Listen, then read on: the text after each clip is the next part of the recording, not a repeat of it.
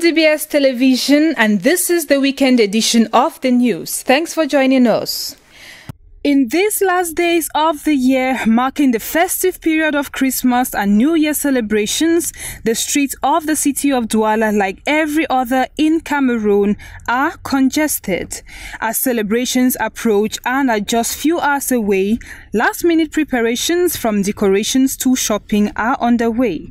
On all sides, therefore, stores and shelves are visibly crowded with clothes. While some stores are focused on the sales of clothing and shoes for little girls in particular, others have their focus on boys rather. In general, traders offer all kinds of clothing and shoes and for all sizes. Although the supply meets demand, getting their goods sold is not always so easy for the traders. The tough economic situation associated with COVID-19 are pointed out as the key reasons for the low sales. The shoe sector is no less affected by these constraints, yet it is not discouraging. Traders know how much lovers of these celebrations cannot resist the strong need and desire to get new outfits for their children and make them happy. Whatever the case, they will certainly always find a way to make their offspring beautifully dressed and well fed on the D-Day, and feast continues. There would be no ghost towns in Bamenda in 2021. This is the declaration of Paul Achumbong, City Mayor of the Bamenda City Council, to the population on December 23, 2020. 2021, we will not let any shop be closed. So the ghost town ends with 2020. So in 2021, no ghost town anymore in the city. He instructed all the traders in Bamenda on Wednesday to lock their shops and assemble at the grandstand for few hours to pass the information, after which they could return to their shops and businesses. The city mayor added that as from January 2021, anybody who would defy his instructions and fail to open their shop on Mondays would face the law. While promising to cripple ghost towns, Mayor Achumbong called on the support of the population, who also have a key role to play. I don't come today for appeal for una see this situation, and una try all Bamenda we try to see how we bring this issue under control. As for the population, what seemed most disturbing is not just the ghost towns, but also the abrupt manner in which they were informed and convened for the meeting with the city mayor. Some only got to the market and surprisingly met the whole place shut down. If traders, if we come, they not be even informed we of any meeting. At the top, I for one, they not be informed we of a meeting. So I come out from my house very early. Say I can open store whether I go feel manage. Before I want come, so the lockman gate. Say me man no enter. So I just be confused. I just be frustrated. They also decried the fact that it came at a Christmas shopping rush hour when parents were supposed to be making last-minute purchases, but were stuck outside, unable to buy, and traders unable to sell. They will inform we traders inside market. They know the situation for the town where they inside now, so we struggle and struggle. Some of us they as we did so, especially man like me who I stand for here, so I no get chop, I no get nothing. I don't even get in the house at the baker's and bake and fast stay there. So I don't come sell my popcorn I buy them yesterday for sell them, see whether I even get money for take care of my own family too. Now we don't come market day lock. Now which kind of government is? They will tell we say there's a meeting day today. We will prepare, come for the meeting yesterday. It was without a handshake, but the signatures were enough to seal the alliance between Cameroon through the Minister of Public Health and South Korean Meditest Company. Minister Manauda Malachi of the Ministry of Public Health last December 18 signed Cameroon in a process whereby automatic control will take place on arrivals and departures at the borders through systematic tests to detect COVID-19 patients. This is to minimize the risk of importing a new wave of contamination of the virus into the country. As of December 19, travelers who board flights at the Douala and Yaoundé airports are forced to pay 60,000 francs CFA to be screened, while those entering into the country had to pay 30,000 francs CFA. This has been a bitter pill for travelers whose reactions were immediate.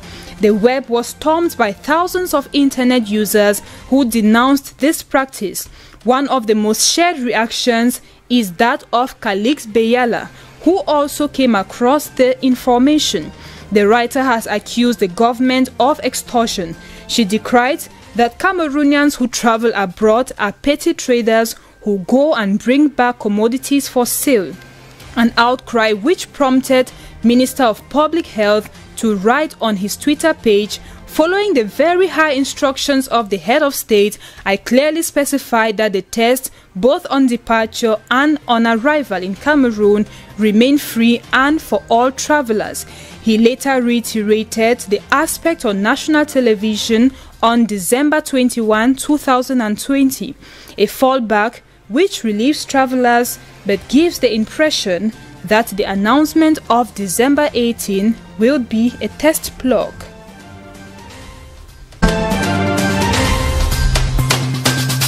Inhabitants of Maroua, far north region of Cameroon, have been without electricity power for over 6 months now.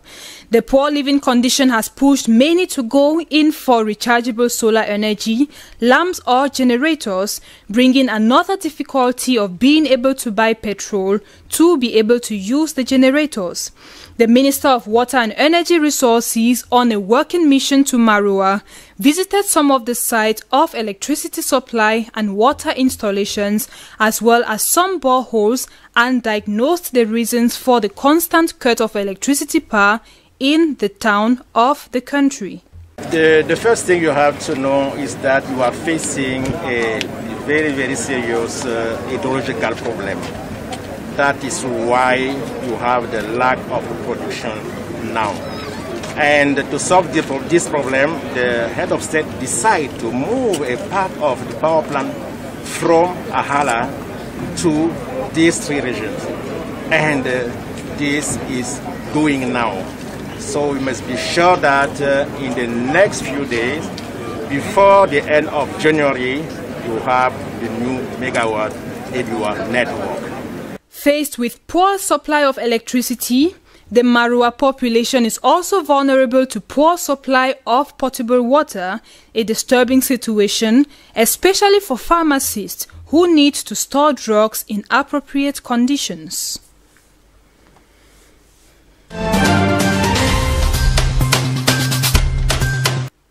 The University of Bamenda has graduated its 10th batch of students over the weekend, sending out over 2,500 young Cameroonian graduates into an already tight job market in Cameroon. The ceremony took place in the university campus on Saturday under the strict respect of coronavirus restrictive measures. The graduation ceremony was particularly different from others in the past. Unlike the other years, when the ceremonial ground was filled with the graduating students, their families and friends, this year's ceremony was reserved only to students and administrative authorities of the University of Bamenda. Professor Theresia Nkuo Akenji, Vice-Chancellor of the university, is confident about the quality of students being graduated, both in terms of morals and intellect. I think we're sending out graduates who have been found worthy both in character and in learning. That's the most important thing. Graduates who are going to live the motto of the University of Bamenda: knowledge, probity and entrepreneurship. This applies to the thousands of graduates of all levels sent out into the job market, amongst which are HND, bachelors, masters, right up to PhD holders. We have graduated students right from the HND programs, the BTech, the bachelor's degree, the master's degree, and PhD degrees. And you have heard their GPAs. Fantastic.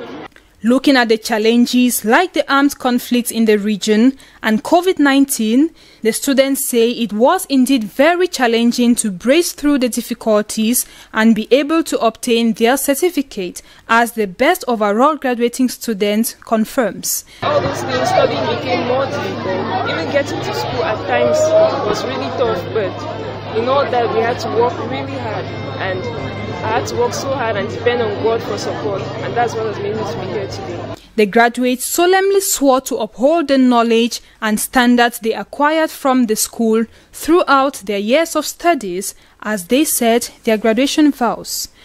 Pledge myself before God and in the presence of this assembly to pass my life in purity and to practice my profession faithfully.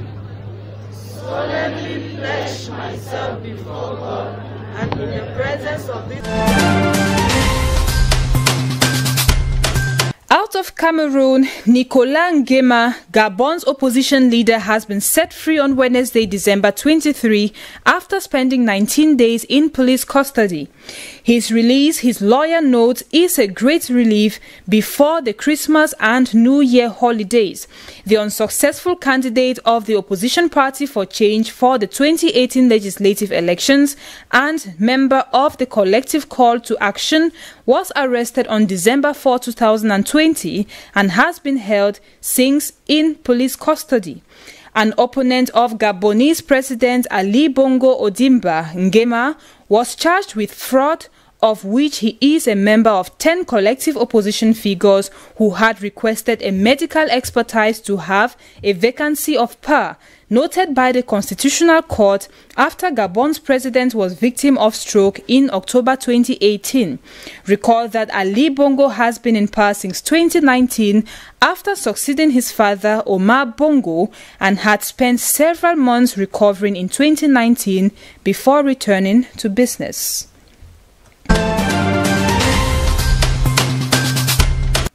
4 journalists in Burundi have been released on charges that rights groups condemned as baseless after spending 1 year in prison.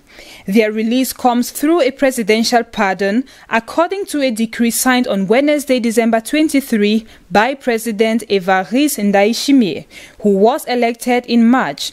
Agnes Ndirubusa, Christine Kamikazi, Edith Hareri Mana, and Terence Mpozenzi were working for IWACU, the isolated African country's last independent media outlet, arrested in Bubanza province in October 2019 while covering an incursion of rebels from neighboring Democratic Republic of Congo.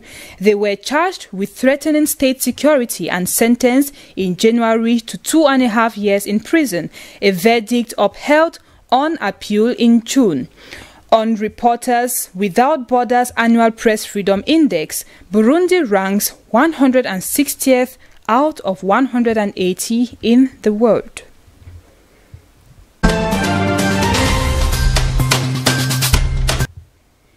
In the Democratic Republic of Congo, President Faustin Archange Touadéra hopes to be re-elected on Sunday for a second term in office.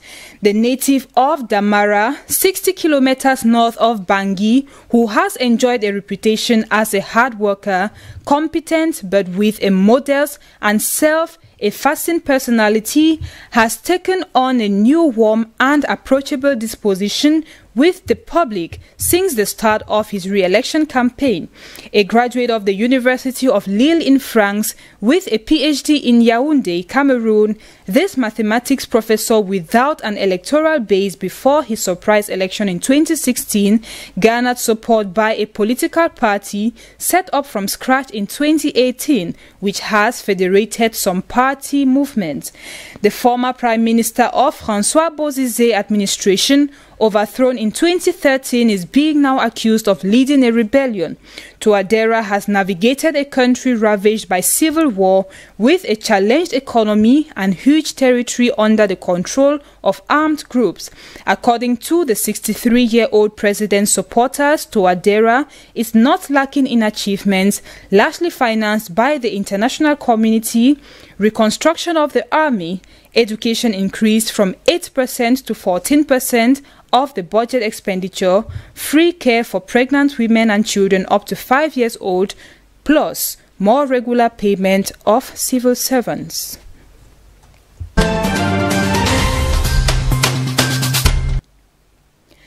Italy is the first European country to have recorded the highest coronavirus death toll at 70,000, urging the UK to put more areas under its stricter measures while the EU is looking to roll out vaccinations. Becoming the 5th nation in the world to surpass this mark, the country would begin a nationwide lockdown as the government tries to curb a rise in coronavirus infections that could be triggered by the end-of-year festivities. Meantime, authorities are getting ready to begin a massive vaccination program across the EU countries as 12.5 million doses of the Pfizer and BioNTech vaccine have already been ordered. Vaccinations are to begin in the days ahead with the most vulnerable people, while others will follow in the year.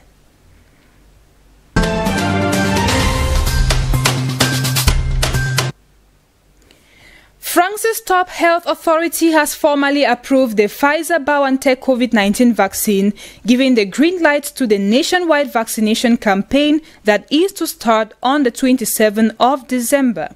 The vaccine against COVID-19, developed by US drug producer Pfizer and Germany's BioNTech, can be used in people 16 years of age and over, including elderly, said the Haute Autorité de la Santé, HAS, however, adding that some questions remain. HAS says that 2 doses applied over a period of 21 days have a 95% effectiveness against symptoms of the virus, while minor side effects like pain at the place of injection, tiredness and headaches may occur. The health authority pointed out that it is still awaiting more details on data on how effective the vaccine would be for over 75-year-olds and under 16-year-olds. It also said it was not clear how effective the vaccine would be against new mutations of the virus. The French authorities are concerned that the holiday period could see a new spike in infections after the country's total COVID-19 death toll went above 60,000 last week. They said late Tuesday that nearly 12,000 new cases had been reported in the previous 24 hours and 386 deaths. A vaccination campaign is to start on Sunday with the elderly people, people affected by other illnesses, and people who are most likely to be exposed to the pandemic, such as doctors and hospital staff, amongst the first to get COVID-19 shots, the government has added. And that marks the end of this weekend edition of the news on DBS Television. Thanks for being with us, and do have a great weekend in the company of our programs. Good night.